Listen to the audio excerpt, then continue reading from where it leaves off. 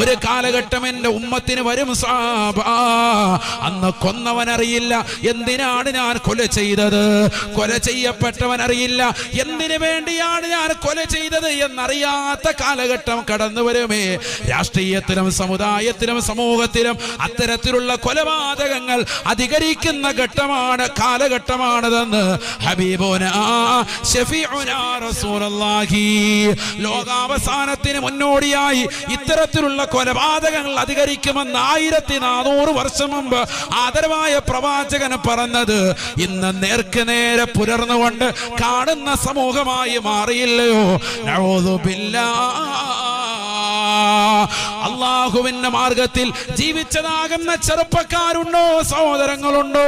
നമസ്കാരങ്ങൾ പള്ളിയിൽ നിന്ന് വിളിക്കുമ്പോ ആ പള്ളിയുടെ മിനാരങ്ങളിൽ നിന്ന് ശ്രവണസുന്ദരമായി കേൾക്കുന്ന ബാങ്കുകൾക്ക് ഉത്തരം കൊടുത്തുകൊണ്ട് അവ്വൽ വഖത്തിൽ